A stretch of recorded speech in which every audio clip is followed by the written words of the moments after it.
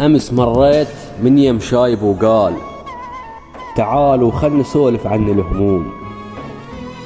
صديت وخزرته وقلت له يا حاج إذا ملتشوم قلبك ماني ملتشوم، وما أثر علي الصار والدار، قلب عنده حديد يطيح ويقوم، وما بيت جرح وياي بالبيت ولا للبيت أرد من شغله مهضوم، وما ينقهر قلبي لأي سبب كان، ولا خل التعب بالعافية يدوم، ولا بالذكرى كلب لو هوى تصير، وبدل راح مني تبدل الهدوم، وما سويت شي متندم عليه، ما سويت شي متندم عليه، ولا أنا من البشر اللي بروحها تلوم.